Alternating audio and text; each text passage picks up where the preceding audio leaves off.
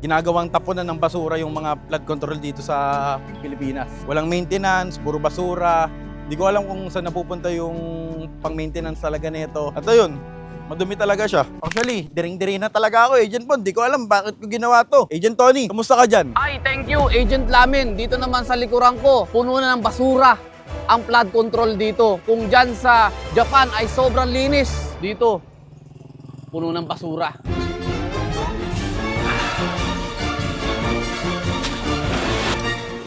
Kahit nga isda dito, hindi na mabubuhay. Isa pa sa napansin ko dito, Agent Lamin, may mga butas na yung flood control dito. Halatang tinipid at yung iba wala ng bakal. Delikado kasi kapag umulan, baba agad. Eh ikaw, Agent Irwin, ano lagay mo dyan? Kung dyan sa Japan, sobrang lalim ng flood control project. Dito sa Pilipinas, sobrang lalim din para sa mga daga. Kaya kapag yung tubig dito tumaas, yung mga cases ng leptospirosis, tumataas rin. Ayos, di ba? Dito sa lugar ng Tokyo, Talagang pinalibutan nila ng flood control project para maprotektahan lahat ng mga mamamayan, fisherman na nandito kapag lumakas yung bagyo. Tapos alam mo ba, itong flood control project na to, hindi lang nila ginawa to para sa flood, kundi para hindi mawalan ng tubig or maubos yung tubig sa river. Kasi kapag tagtuyot. kasi ang iniisip nila yung mga fisherman, yung mga manggagawa na kailangan ng river, hindi sila mawalan ng kabuhayan. Kaya yung mga kapag mangingisda. kaya kapag nag-low tide, nawalan ng tubig yung river, pinupuno ulit nila. Wow, grabe. Isipin niyo yun, ganun magmahal ang mga proyekto ng Japan dito sa mga mamamayan nila. At yun yung nawala sa Pilipinas, yung pagmamahal. Dahil yung pagmamahal, naging multo.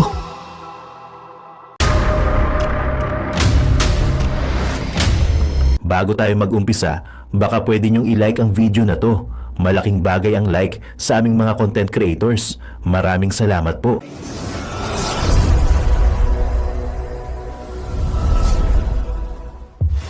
Bingo! Alright mga kababayan, Diyos ko! Ito ang napakagandang pag-uusapan natin. Napanood nyo yung preview. Makipanood tayo kaya Boss Bon Ordona. My goodness! Pumunta pa sila ng Japan para mapakita sa atin at inggitin ang Pilipinas kung gaano kamapagmahal ang mga Japan sa kanilang bansa. My goodness! So ito mga babayan ha, bago ang lahat, isang like naman muna dyan at isang subscribe naman dyan mga kasardinas. Bago natin simulan itong ating video. Alright, nakalike ka na Mards. Oy, shoutout sa mga kumare ko dyan ng mga maganda at mapula mga lips. Sako. Nako mga babae, itong napakaganda pag-usapan. Pag-usapan naman natin at inggitin natin ang mga sarili nating kaluluwa.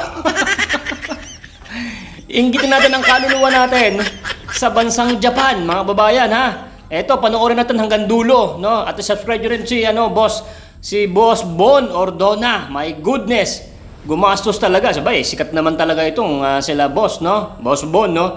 Boss Bon, makipanood kami sa video mo, ha? Reaction na namin itong vlog mo. Alright, my goodness. Itong sinasabi ko, mga babayan, no?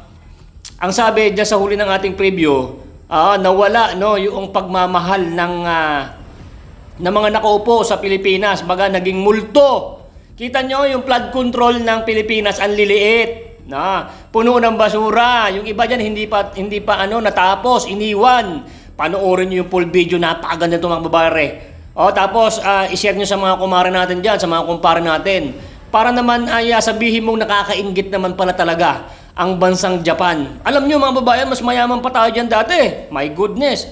Hindi ba't binaksakan sila ng isang bomba na napakalakas, no? At sila ay nalusak, pero ang bilis po nila na makarecover dahil yung mga namumuno sa Japan, mahal nila ang taong bayan, mahal nila ang kanilang bansa. Hindi tulad po dito sa Pilipinas, mahal po ng mga demonyong kawatan yung kanilang bulsa, yung sarili nilang pamilya, yun lang ang mahal nila. Pero yung totoo, yung pagmamahal sa Pilipinas, pagmamahal sa taong bayan, ay hindi, yun talagang totoo. My goodness, makikita nyo dyan, yung napakalaki ng butas. Yun po yung kanilang flood control, napakalaki, napakataas ng poste. Talagang hindi tinipid. Grabe. Ang ginagawa dyan nila mga babayan, kunya tagtuyot. No, yung tubig, pag tagtuyot, yung mga tubig yun, ini-stack nila doon. Para yun yung mga ipapagamit nila sa mga mamamayan. No? Hindi tulad dito sa Pilipinas, no, pag walang tubig, wala talagang tubig. Pagka talagang maraming tubig tulad ng baha ay talagang magsasawa ho tayo dahil nga po ay isang dahilan dun kung bakit ay maraming nasisirang mga kagamitan, mga structure, mga gamit sa bahay, mga pinaghirapan dahil nga po ay hindi alam ng tubig kung saan siya pupunta. Sa Japan, alam nyo mga babayan, alam ng tubig kung saan siya pupunta kasi mayroong flood control na napakaganda. My goodness, mamaya pakita sa inyo. Ha? Yung flood control nila mga babayan ay ginawang tourist spot pa. My goodness, kompleto CCTV, makikita mo, ipinapakita sa taong bayan na ganito yung flood control natin at ay talagang napakaganda. 13 years ata bago natapos, no? At ay talagang makikita nyo sobrang linis sa kanila. Pwede mong inumin yung tubig sa ilog. My goodness. Dito sa Pilipinas, abay hindi nga mabubuhay nga yung isda. Sabi nga dyan, di ba, no? Hindi nga mabuhay yung mga tilapia. Abay, ginawa ba naman basurahan? Wala ho kasing, walang, tawag dito, walang disiplina ang mga Pilipino. Alam nyo kung bakit nawalan ng disiplina ang mga Pilipino? Dahil po sa namumuno. Kung ang namumuno ay may pangil, no? Mas maganda may sungay pa. Matatakot ang mga Pilipino na gumawa ng isang krimen din yan eh, yung pagtatapon ng basura sa daan ng tubig. Isang krimen dapat yan. Pero ang mga Pilipino kasi tulad ng namumuno, hindi na nagmamahal sa Pilipinas dahil nga yung namumuno, hindi nga mahal ang Pilipinas eh, di ba? Grabe yung Pilipinas, mga babayan. Ay, Pilipinas. Yung Japan, no? Nakakainggit. Oo, mas maganda, mainggit na lang tayo ng mainggit sa kanila. Tulad ng Malaysia. Malaysia na nga lang eh. Isang maliit din na bansa eh. Napunta ako dyan, napakaganda. Mapakasino. Pagbaba mo ng eroplano, dyan. Ayun. Pagbaba mo ng Japan, mga babayan, ay ng Malaysia, maamoy mo yung simoy ng hangin, mabango. Sa Japan, hindi pa ako nakapunta. I think mas mabango dyan. Sa Hong Kong, nakapunta kami ni Kuya Goods, mabango talaga yung Hong Kong, malinis. Pwede kang, kunyari ikaw ay PWD, bumili ka ng electric na 3 ang gulong o 2. Yung electronic, pwede kang pumunta, maglibot sa sa city. Yung daan talaga nila, may daan para sa mga PWD. Dito sa Pilipinas, wag mo nang itry na bumili ng electric bike at ay sigurado ko sa'yo ay masesemplang ka lang. Minsan baka wala pang tumulong sa'yo, di ba? Ganon, tapos napaka-alikabok dito sa Pilipinas. Sa Hong Kong, napunta kami ni Kuya Goods, ay walang alikabok. Ibig sabihin noon, talagang meron talagang para maglinis, ganyan, para mag-alaga ng kapaligiran, para sa mga turista ay maingganyo. Sa Pilipinas, diyan sa Davao, maraming nagtuturi, sa Palawan. Diyan, yung mga iba diyan, talagang maayos din, no? Pero sa kabuuan talaga, ang Pilipinas, hindi siya ganun na kaganda dahil nga po ay kulang sa disiplina. Lalo kung paano kung maging katulad tayo ng Japan, I think ay dudumugin ho ang Pilipinas. Kasi mga babayan, napakaganda rin ho ng Pilipinas, parang Japan. Kulang lang po talaga sa pangil na dapat ipatupad sa Pilipinas para maging kaparehas tayo nila. Tulad nga siguro ng flood control, talagang hindi siguro boy, talagang totoo. Nakakainggit yung kanilang mga manhole dito sa Pilipinas, ang liit, daga lang makakapasok. No, tapos nabubutas kahit walang bagyo at walang ulan. Dahil nga kulang sa bakal, kulang sa semento. Sa Japan, grabe, no, mga babayan, nakakainggit, no? So, ganito mga babayan, para hindi na humaba itong ating reaction. Kasi ikukumpletuhin naman to ni Boss Bon para ipakita, ilipad tayo sa Japan para ipakita yung ganda ng flood control na hindi multo. Bagay yung tax ng mga taga-Japan ay talagang nakita po nila na napupunta sa napakagandang proyekto. Hindi napupunta sa bulsa ng mga demonyo. Di ba? Makinig naman kayo, manood naman kayo, mga politikong pulpol. Na mga demonyong kawatan na umubos ng pera ng taong bayan. Hindi kayo naawa. Hindi talaga kayo naawa sa mga taong bayan kasi hindi nyo nga po mahal ang mga Pilipino. Hindi nyo mahal ang Pilipinas. Kasi pag kayo ay yumaman, marami na kayong pera, pupunta kayo sa ibang bansa, doon kayo maninirahan. Yun. Di ba? Wala kayong balak manirahan dito tulad ni Saldi ko sa ibang bansa na, di ba? Kasi doon magaganda. Sa Pilipinas, ayaw nyo. Ginagawa nyong gatasan lang ang Pilipinas. Punyeta kayo! Di ba? So ganito mga babayan, bago ang lahat, baka hindi ka pa like mo na to mga kumare, no? Shout out sa inyo, no? Pensya na. Minsan lang akong nag-reaction at nanonood lang tayo ng mga vlogs natin kasi medyo busy po tayo at meron tayong inaasikasong sariling flood control. Ay! Okay, play mo na yun, boy. Ang daldal mo. Mars, ang ganda nito. O, play mo na yun, boy. Let's go! At para sa mga kababayan natin Pilipino, lumipad talaga kami biglaan papuntang Tokyo, Japan para lang mabusisi at mapakita sa inyo gaano kaganda ang flood control project dito sa Japan. At kasama natin dito ang pinakagwapong pinsan na Hapon, ex-Filipino. Kamustahin mo sila? Kumusta? Uy, wag mo sutahin sila. Kayo lahat. So siya ang magiging translator natin sa Japan. Kasi syempre, hindi naman tayo nakakaintindi ng Hapon. Lalo na nung inintroduce sa atin kung gaano kaganda yung features nitong flood control project. Ikaw na bahala sa amin. Mag-explain sa lahat ng mga detalye, Kuya George. Sige. Okay. Basta ang pinaka natutunan natin dito sa mga explain nila kanina, 1993 to inumpisahan tong project na to. Natapos ng 2006. So 13 years siyang ginawa. Ito yon. So dito napunta lahat ng tax ng mga Hapon. Sana all. Kasama pati yung mga kasama yung mga Pinoy na nagtatrabaho dito. Siyempre nagbabayad din ng Kayo tax. rin eh, nagbabayad kayo ng buwis. Ikaw, nararamdaman mo na hindi kayo apektado ng baha dahil napupunta sa tama. Tsaka hindi lang to para sa baha, kundi para yung Sa mga sa ilog, di ba yung ilog, para hindi mababawasan din yung tubig. Tama. Unahin natin sa napakalaki na pader dito. Labi, pakita mo. Palakpakan natin ang mga taxpayers dito sa Japan. Grabe, ito po yun. Kasi sa Pilipinas, Agent Tony, pakita mo yung semento natin dyan.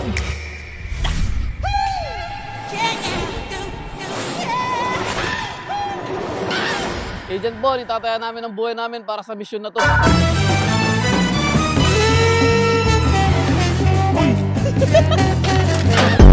Grabe, Agent Bon. Ito na yata ang pinaka-nakakatakot sa lahat. Sobrang takot ko, baka makakita ko ng multo dito talaga. Dahil ito na yung tinatawag dito na Ghost Project Abandon. Kung makikita mo dito, Agent Bon, puno na ng basura. Agent Bon, ito na yung dead end. Sabi ng mga residente, finish na daw to. Pagkakuha nila ng sahod nila, umuwi na. Yun na, hindi na tinapos. Ang masama pa dito, kalahati lang yung natapos. Kasi banda sa kabilang isla, puro butas-butas, parang bola ng golf. Ayun o, butas-butas o. Wala na, hindi na mapapakinabangan doon. Feeling ko nga, hindi pa bumabagyo, babaha na doon eh. Pero doon sa part na yun, may mga nakaprepare na buhangin doon. Pero mukhang buhangin lang. Baka pag umihi ako dito, baha na sa kabila eh. So, dito tayo nag-parking. Andito tayo ngayon sa loob ng building. Tatlo yung himbakan nila ng ano. Talagang hindi sila babain. Totoo. Hindi ko alam kung ano mararamdaman ko. Ginawa pa nilang tourist spot yan. Lahat ng proseso ganun kaganda at ganun ka-transparent sa mga tao dito sa Japan. 1, 2, 3, 4, 5, 6, 7, 8. Sa board na to makikita nyo, this is the inflow facility. When the water level of the rivers rises due to heavy rain, water starts to flow into the facility spontaneously. So pababa siya dito mismo sa drum underground ng flood control project dito sa Japan. At once nandito na siya, pupunta siya dito, and this is the tunnel. Nakakonect siya sa ibang ilog. Ganon siya mag-discharge ng iba't ibang tubig sa iba't ibang lugar. Yung daluyan ng tubig, ito yun. Ito yung pula. Yung mga tinuturo nila na ilog, yan yung mga magbabaha kung walang flood control.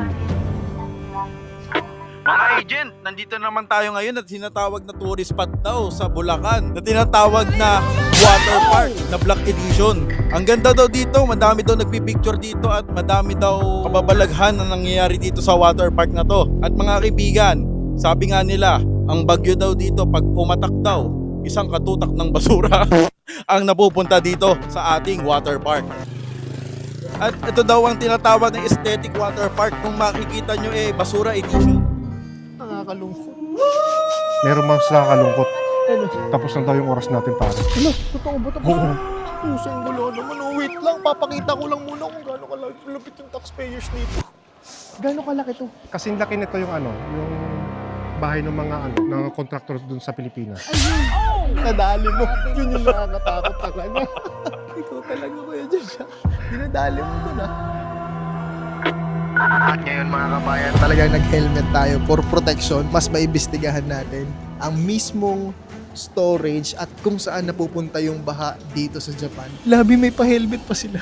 May pa Talagang ganito naging pa. tourist guide. Mami, naging tourist spot talaga. Pero sa Pilipinas, naging tourist spot din naman, di ba? Grabe naman, ang ganda dyan, Agent Bon. Dito, parang naiinis ako sa'yo kasi Parang hindi yata tama to suot namin dito. Ang init! Habang dyan, Agent Bon, nagtutur ka. Dito, nagtutur din kami. Kung tourist spot yan, dito, Madaming turista dito. maraming turista dito. Oo. Agent Bon, may gusto lang ako sabihin sa'yo. Binabantayan ko yung mga tao dito kasi baka yung mga bakal ibenta. Baka imbis na ilagay dito, mapunta sa junk shop. Kaya babantayan natin. Agent Bon, kung mapapansin mo dito, magandang tourist attraction to kasi, ayan, may gumagalaw na crane. Eh, bossing, bago siya pumasok sa flood control sa Japan, meron dun safety first, may security. Eh dito, nakapasok ako, nakatsinelas lang ako. Wala nagbabantay, wala nagbabawal. Eh supposedly, dapat yung mga ganitong structure, bawal dito. Medyo masama ang tingin ng mga tao dito sa atin. Oo nga Baka iniisip nila, gawin natin tong ghost project. Ang kakasabi lang nito, repair daw. Nasira daw kasi dati. Ano, sira dati. Pwede ako mag-relapse dito.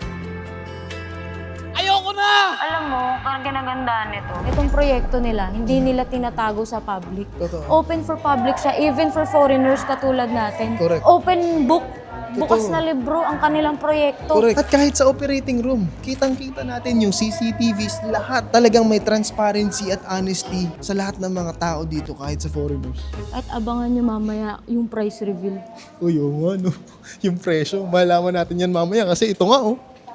Itong cone na yan, wala tayo sa Pilipinas niyan. Uy, meron naman. Sa Bulacan kasi Naku, parang wala eh. Dati nakakatakot. Ay, Ito totoo. na yung bakas ng tubig. Oh my gosh. Wow! Labitin mo yun. Tsaka papunta yun ba? Oo, grabe. Ay, kanina nandun tayo. Ay, totoo. Ay, nandun tayo. Kasi ngayon nandito na tayo. Ayun yung bakas ng Oh tubig. my Nakita mo gosh. yan? At sa lahat ng mga turista na nandito, tayo lang ang Pinoy, mami. Di bale, para sa mga Pinoy din naman to Papakita namin sa inyo kung ano meron dito. Kung hindi man kayo nakapunta dito, kabayan, para sa itong video na to. Tara, babain pa natin to. So ito yung pinagkaiba ng Japan tsaka ng Pilipinas ng flood control. Yung flood control ng Japan, literal na napakalalim talaga. Tignan nyo, sobrang lalim. Sa Pilipinas, mas malalim.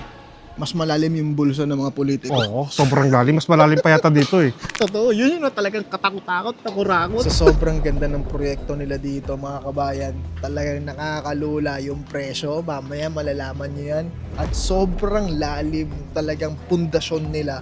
Tsaka yung pwedeng iimbak na tubig sa buong Tokyo. Talagang magiging safe yung mga mamamayan dito. Kayo dyan, Agent Irwin, Lamin, Tony. Agent Bon, Ang ganda dyan ang lalim ng flood control. Dito naman sa Pilipinas, ganito kalalim ang flood control sa Pilipinas.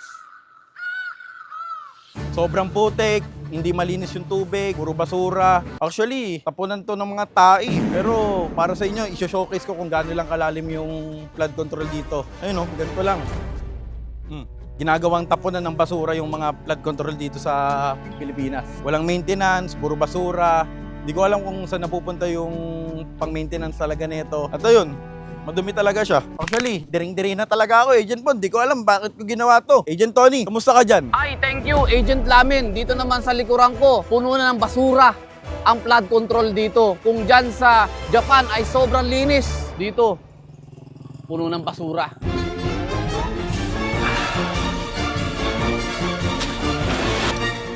Kahit nga isda dito, hindi na mabubuhay. Isa pa sa napansin ko dito, Agent Lamin, may mga butas na yung flood control dito. Halatang tinipid at yung iba wala ng bakal. Delikado. Kasi kapag umulan, baba agad. Ikaw, Agent Irwin, ano lagay mo dyan? kung dyan sa Japan, sobrang lalim ng flood control project. Dito sa Pilipinas, sobrang lalim din para sa mga daga. Kaya kapag yung tubig dito tumaas, yung mga cases ng leptospirosis, tumataas rin. Ayos, di ba?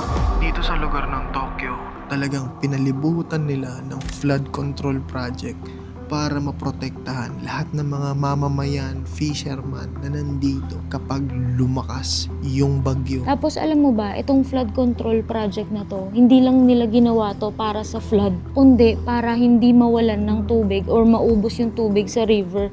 Kasi kapag tagtuyot. kasi ang iniisip nila yung mga fisherman, yung mga manggagawa na kailangan ng river, hindi sila mawalan ng kabuhayan. Yung mga mangingisda. Kaya kapag nag-low tide, nawalan ng tubig yung river, pinupuno gagalaw ulit nila. Wow, grabe. Isipin niyo yun, ganun magmahal ang mga proyekto ng Japan dito sa mga mamamayan nila. At yun yung nawala sa Pilipinas, yung pagmamahal. Dahil yung pagmamahal, naging multo.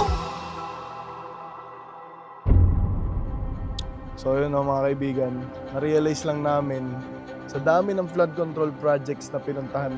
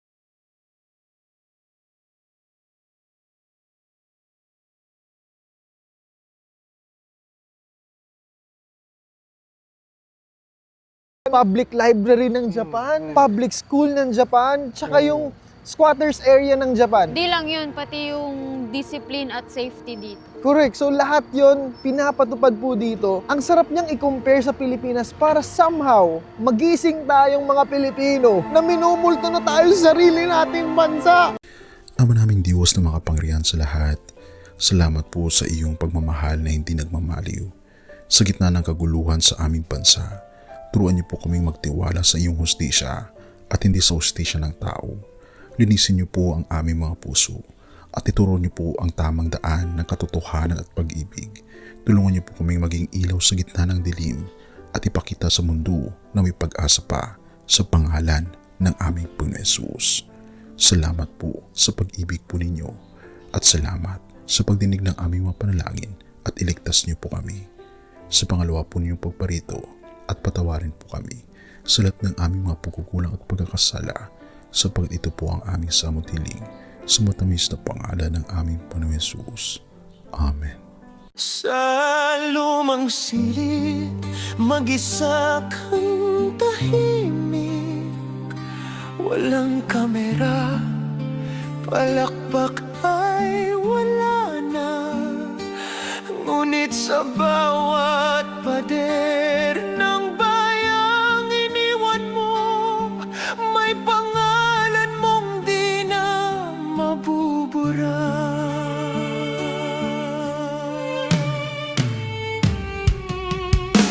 Minsan kang naging balikat ng mahihina, kalaban ng takot, kakampi ng masa.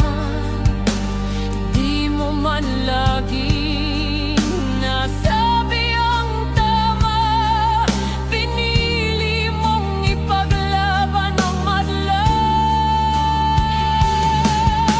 Hindi ka sakdal gaya naming lahat, pero tumindi ka nang walang pag-atras. At ngayong pagod ka na, tatay, kami naman ang sasalo ng bawat bigat.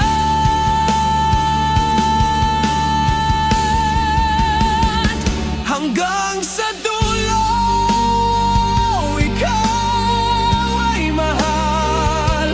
Kahit papagod na ang iyong sa iyong paglaban. Ngayon kami naman hanggang sa dulo. Di ka namin iiwan. Ang kwento mo'y dala ng bayan.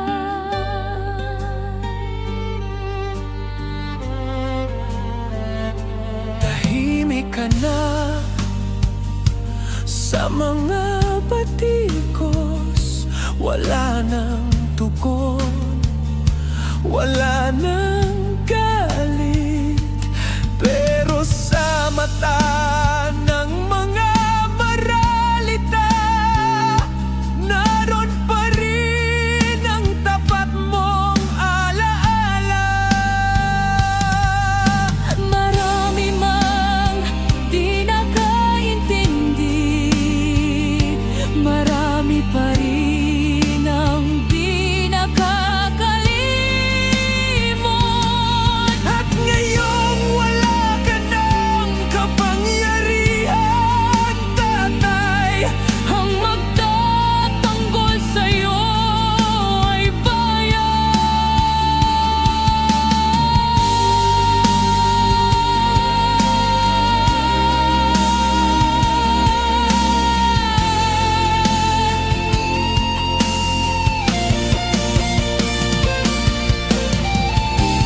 hindi ka nag-iisa kahit ngayon.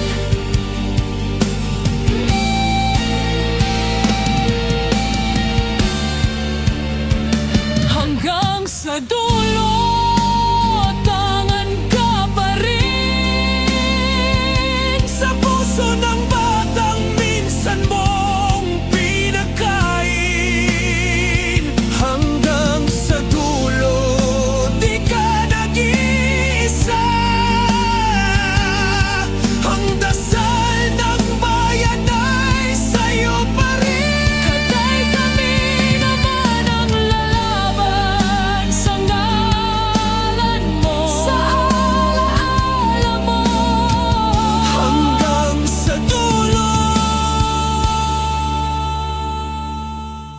dalangin ka ng puso ng masa.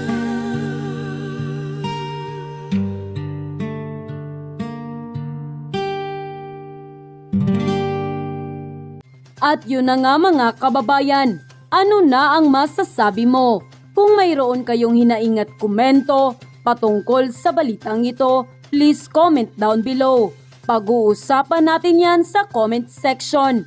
At kung nagustuhan nyo ang video, ay huwag kalimutang mag-like at i-share na din para mas marami pang makaalam at umabot ito sa marami sa ating mga kababayan. Maraming salamat po. Mabuti pa ang sardinas, may label. Eh tayo, wala. Oo nga pala. Nay, ito na yung bayad ko sa isa, ano? O, kunin mo yung isa. Isa muna, iyan, no? Tapos, isa pa, di ba? 4 dapat na sardinas, eh. O, yan. 3 na. Pang-4 na sardinas. Okay na.